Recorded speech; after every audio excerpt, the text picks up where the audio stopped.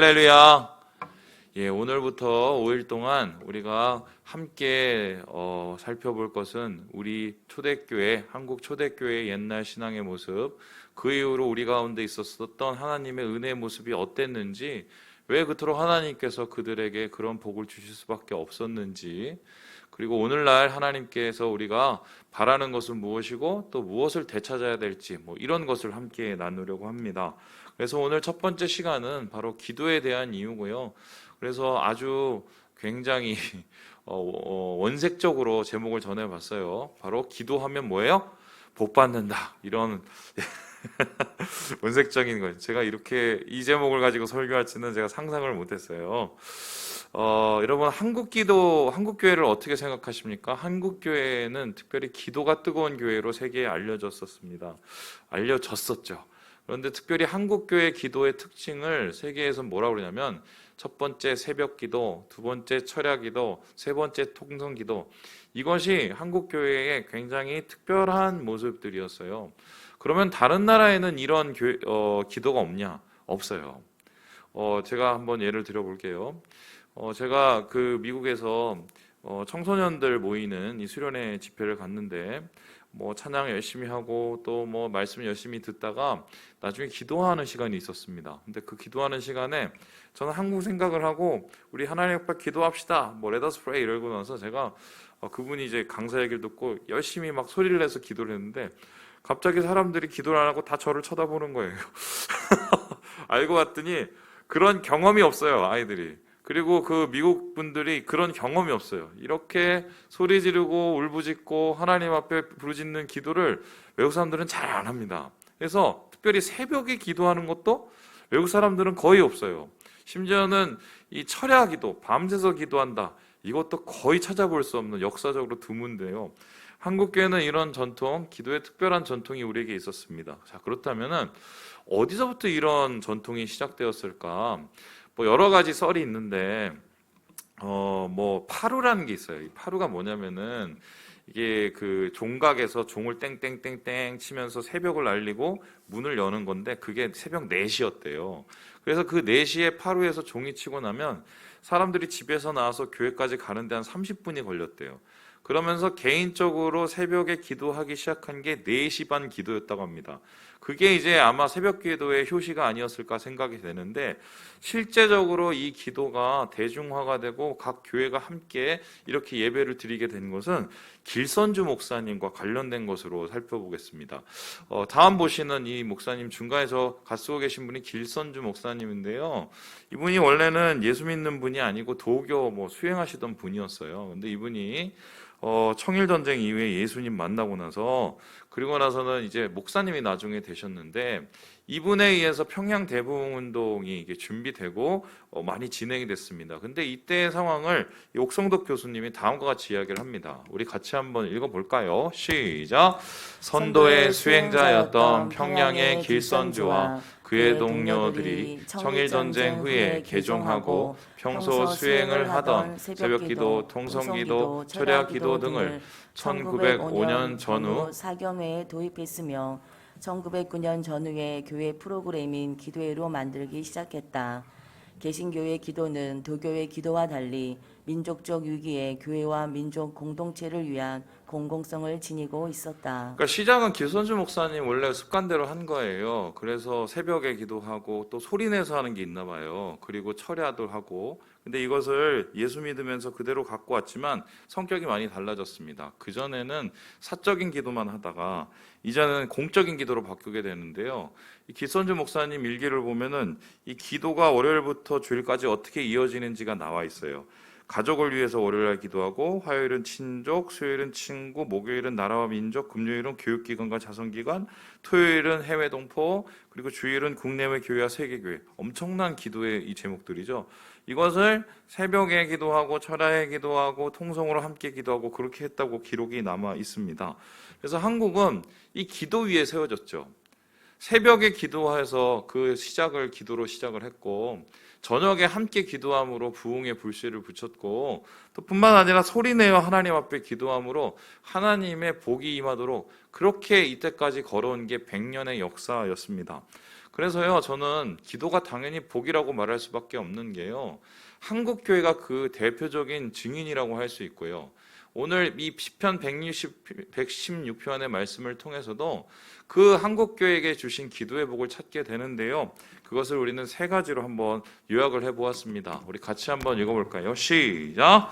하나님이 응답하시기 때문. 왜 기도가 복인가? 기도를 하나님께서 응답하시기 때문이라고 이야기를 합니다. 우리 116편 1절의 말씀을 읽어보겠습니다. 시작! 여호와께서 내 음성과 내 간구를 들으심으로 내가 그를 사랑하는도다. 오늘 시편의 시인이 얘기했습니다. 내가 왜 기도를 하는가? 하나님이 내 음성을 들으시기 때문에 기도한다라고 말합니다. 여기서 들으신다는 것은 나의 기도를 하나님이 외면치 않으시는 거고, 기도를 하나님께서 마음에 담으시는 거고, 마음에 담으실 뿐만 아니라 그 기도를 통해서 우리 가운데 역사하신다는 것입니다. 한마디로 표현하면 응답이라는 것입니다. 목사님, 저는 기도해도 잘 응답이 안 되는 것 같은데요. 왜 그러죠? 기도해도 하나님이 저 기도에는 별로 관심이 없으세요. 이렇게 얘기하시는 분 있어요. 이렇게 충분히 얘기할 수 있고요. 우리가 느끼기에 하나님의 응답과 들으시는 그 증거들이 때로는 계속 멀게 느껴질 때가 있습니다. 그런데 오늘 이 마태복음 말씀을 우리가 한번 읽어보면 생각이 조금 바뀌어질 수 있습니다. 우리 같이 한번 11절의 말씀을 읽어보도록 하지요. 시작! 너희가 악한 자라도 좋은 것으로 자식에게 줄 줄 알거든. 하물며 하늘에 계신 너희 아버지께서 구하는 자에게 좋은 것으로 주시지 않겠느냐. 하나님께서 기도에 응답을 하시는데 그냥 응답하시는 게 아닙니다. 내가 자판기 넣으면, 내가 100원 넣으면 100원짜리가 나오는 게 아니에요. 1000원 넣으면 1000원짜리가 나오는 게 아니에요. 하나님께서 기도를 어떻게 응답하시면 좋은 것으로 응답하십니다. 심지어 내 기도가 잘못돼도 좋은 것으로 응답하십니다. 심지어 내 기도가 약하고 부족하더라도 하나님이 좋은 것으로 응답하세요. 그러면 좋은 것은 무엇입니까? 바로 그것은 하나님의 시간과 하나님의 방법으로 내게 가장 알맞고 내게 가장 선한 것이라는 것입니다. 그래서 이것은 내 시간과 안 맞을 수도 있고 내 방법과 안 맞을 수도 있어요. 하지만 확실한 것은 내가 기대하는 것보다 하나님께서 주시기 원하시는 건 훨씬 좋으라는 것입니다. 그래서 이 좋은 것을 가리켜서 다른 성경에 성령이라고도 하지만 그 성령 그 외에도 하나님이 내 기도를 통하여서 사용하시는 여러 가지의 역사를 많은 분들이 경험하고 많은 분들이 간증을 하지 않습니까? 여러분, 그래서요, 이러한 하나님께서 좋은 것을 주실 거라는 이런 확신, 이 확신을 가진 사람은 어떻게 합니까? 기다리죠. 소망을 잃지 않습니다. 내 기도를 들으시는 하나님이 내 기도를 통해서 역사하시고 내 기도를 통해서 좋은 것 주신다는 그 마음에 중심이 있기 때문이에요. 왜 기도를 합니까? 좋은 것 주시니까 기도를 하는 거예요. 내가 기도하는 것보다 더 크고 좋은 것을 주시는 하나님을 신뢰하기 때문에 기도한다. 우리 수많은 우리 기도의 조상들이 그렇게 그 마음을 가지고 기도를 한 거예요. 내 생각대로, 내 방법대로, 내 시간대로 되지 않지만 하나님께서 반드시 우리에게 좋은 것을 주신다. 그 신앙을 가지고 100년을 살아왔고 지금 한국교회가 여기까지 오게 되었다. 저는 이렇게 이야기를 하고 싶습니다. 그래서요, 기도가 왜 복이냐? 좋은 것 주시기 때문에, 응답하시기 때문이라는 것입니다. 두 번째로 오늘 말씀을 통해서 바라보는 하나님께 드리는 기도가 복인 이유가 무엇입니까? 우리 같이 한번 읽어보겠습니다. 시작! 하나님이 위로하시기 때문. 하나님이 들으시고 응답하시고 좋은 것을 주실 뿐만 아니라 하나님이 우리의 마음을 위로하시기 때문이라고 오늘 시인이 이야기하고 있습니다. 우리 함께 116편 3절의 말씀을 같이 한번 읽어보겠습니다. 시작! 사망의 줄이 나를 두르고 수월의 고통이 내게 이르므로 내가 환난과 슬픔을 만났을 때에. 특별히 지금 시인이 자기가 기도하는 환경에 대한 이야기를 합니다. 자기가 기도할 수밖에 없는 이유가 뭐냐? 수월의 고통과 또한 사망의 줄이 있다. 한마디로 죽을 지경이라는 것입니다. 그 죽을 지경이라고 자기를 표현한 이유는 환난과 슬픔이 다가왔다. 그러니까 내 마음을 무너뜨리고 내 삶을 무너뜨리고 내 생명까지 무너뜨릴 이 최악의 상황 속에서 나는 있다. 그래서 하나님 앞에 이때 기도를 할 수밖에 없다고 합니다. 이러한 시인의 상황의 기도는 어떻게 응답을 받았을까요? 우리 같이 한번 8절의 말씀을 읽어봅시다. 시작! 주께서 내 영혼을 사망에서 내 눈을 눈물에서 내 발을 넘어짐에서 건지셨나이다. 하나님께서 내 눈에서 눈물을 걷어주셨대요. 위로하셨다는 겁니다. 여러분, 기도를 왜 할까요? 주님이 우리의 마음을 만져주시기 때문에 기도를 해요. 내가 기도하면 들으실 뿐만 아니라 그 기도하는 마음의 고통을 만지시고 주님이 고쳐주시기 때문에 우리가 기도를 하는 거 아니겠습니까? 여러분, 우리나라의 통성기도가 왜 시작이 됐을까 궁금하지 않으세요? 이에 대한 기록이 하나가 있는데요. 이 평양 장대원의 이 성도들이 그때 막 기도를 시작했을 때 사실 이게 어떻게 시작을 됐냐면 이 선교사들이 말씀 끝나고 나서 우리 함께 기도합시다 이렇게 얘기를 했어요. 이때 기도하자는 거는 뭐 이 침묵 속에서 기도하든지 조용히 기도하든지 외국 생각하고 그렇게 생각을 한 거예요. 그런데 그렇게 얘기를 꺼내자마자 갑자기 평양에 있었던 장대현 교회 성도들이 막 소리를 치면서 그래서 선교사들이 깜짝 놀랐어요. 이게 도대체 뭐지? 이상한데? 이게 너무 낯선 거예요. 그런데 그 기도 후의 변화를 보고 이 사람들이 다음과 같이 기록을 하고 있습니다. 우리 같이 한번 읽어보죠. 시작. 통성기도는 단체로 죄를 고백하고 마음속에 숨겨진 것들을 끄집어낼 수 있는 효과적인 방법이다. 자부심이 강하고 과묵한 사람들이라 이런 식이 아니고는 자기 속에 숨은 비밀을 털어내놓지 않았을 것이다. 하나님께서 나라 잃은 백성들의 절망과 좌절을 깨뜨리시고 그 무엇으로도 흔들릴 수 없는 영원한 안식으로 이들을 인도하셨다. 그러니까 한국 사람도 체면 생각해서 자기 얘기 잘 못하잖아요. 하나님 앞에서 그런 거예요. 그런데 같이 소리를 내서 기도하면서 마음속에 있는 그 아픔과 죄와 마음을 붙잡고 있는 그 슬픔들을 다 하나님 앞에 그냥 쏟아놓는 겁니다. 이렇게 쏟아놓는 그 후에 어떤 일이 일어나냐? 정말 아무것도 의지할 수 없는 일들이 하나님 안에서 위로를 얻는 것을 보게 된 거예요. 지금 시인이 기도를 통해서 하나님의 위로의 복을 얻은 것처럼 한국교회도 그러한 역사 속에서 통성기도를 했고요. 그 통성기도 끝에 하나님의 위로를 얻게 된 것이다.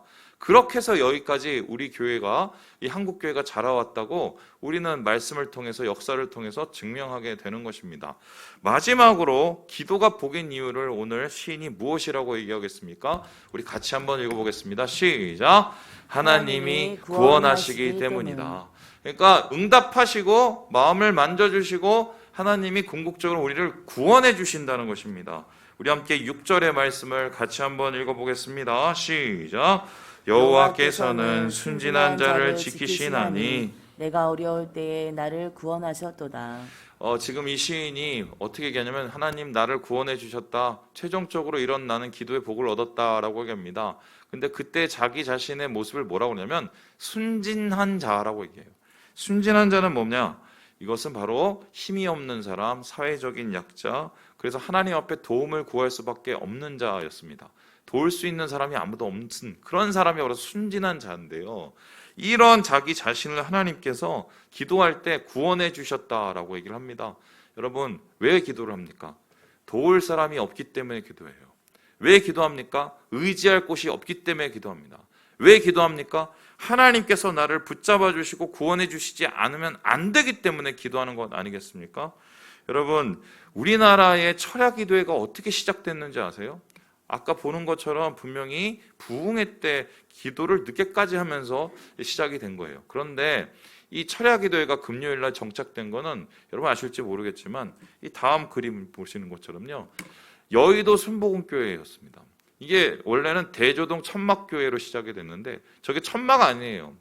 근데 기도를 하다가 사람들이 집에 안 가니까 계속 기도를 해서 밤을 새고 그리고 그 다음에 새벽 기도를 한 게 이게 금요 철야 기도의 시작이었어요.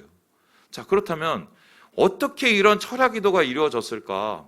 이에 대해서 조용기 목사님이 그 소회를 다음과 같이 남기고 있어요. 우리 같이 한번 읽어보겠습니다. 시작. 그들에게 가장 절실하고 필요한 것은 우선 따뜻한 밥 한 공기, 약 한 봉지였습니다. 그것이 바로 그들에겐 복음이었습니다. 실제로 현실적인 고통을 당하는 사람들에게 도움을 전혀 줄 수 없는 복음이라면 그것은 하나의 액세서리에 불과할 뿐이었습니다. 그리스도의 메시아야말로 삼박자 구원의 메시지였습니다. 저는 이 조영기 목사님 이번에 하면서 제가 쭉 살펴보는데 초창기 말씀을 계속 보고 있거든요. 이 설교 준비하면서 설교 준비를 꽤 많이 해요, 제가. 근데 이번에 좀 생각이 좀 바뀌었어요. 어떤 생각이 바뀌었냐면 저는 이제 조영기 목사님은 복복복 축복 돈 성공 이건 줄 알았어요. 근데 이 교회의 출발이 그게 아니더만요. 하나님 앞에 기도하는 게 돈 달라고 기도한 게 아니었어요. 하나님께 축복해 주시고 성공해 달라고 기도한 게 아니에요. 그건 나중에 변질된 거예요. 이 원래 이 철야 기도를 하고 하나님 앞에 통성 기도를 한 이유가 뭐냐면요. 이 교회가요. 당장 내일이 안 보여서 그랬던 거예요. 뭐 쌀독에 쌀이 없는 거예요. 먹고 살 일이 없는 거예요. 그래서 도울 수가 없는 거예요. 도울 사람도 아무것도 없는 거예요. 그러니까 이들에게 있어서 정말 하나님이 구원을 안 해주시지 않으면 실질적인 영혼의 구원만 아니라 내 삶을 하나님께서 어떻게 책임져 주시지 않으면 안 되니까 그렇게 애타게 하나님 앞에 기도를 한 거예요. 그 기도 위에 하나님이 부어주셨고 은혜를 더 넘치게 주셔서 그분들이 지금 충만하게 또 뭐 이 세계 최대 교회를 만들고 이렇게 되는 건데, 그러면서 나중에 좀 많이 변질되긴 했지만 그 출발은요, 주님께 실제적인 구원을 간구했기 때문에 이 교회가 성공하는 거 저는 말씀 통해서 확인했거든요. 여러분 그렇습니다. 기도를 왜 하나요? 우리가 간절하게 기도할 수밖에 없는 이유가 뭡니까? 하나님이 구원해 주시지 않으면 안 되기 때문입니다. 나를 도우시고 나를 건져주실 분이 하나님밖에 없기 때문에 우리가 기도를 하는 거거든요. 그래서 오늘 시인이 4절에 다음과 같이 얘기합니다. 이 말씀 읽고 마무리하도록 하겠습니다. 시작. 내가 여호와의 이름으로 기도하기를 여호와여 주께 구하오니 내 영혼을 건지소서 하였도다. 간절한 기도죠. 밤을 새서 기도합니다. 새벽부터 기도합니다. 소리 지르며 기도합니다. 왜요? 하나님이 안 도와주시면 안 되거든요. 오늘날 기도의 불씨가 자꾸 꺼져가는 이유가 뭔지 아세요? 기도를 별로 하지 않고도 사람들이 자꾸 거기에 실망하는 이유가 뭔지 아세요? 이때 간절함이 우리에게는 없어요. 이만큼 우리가 간절하지 않아요. 도울 때가 너무 많고 비빌 언덕이 너무 많고 우리 마음속에 자꾸 여기저기 손을 뻗는 곳이 너무 많은 거예요. 근데 최소한 1970년대까지는 그런 데가 없었어요. 그래서 하나님 앞에 그렇게 그냥 간절하게 붙잡힌 거예요. 말씀 마칩니다.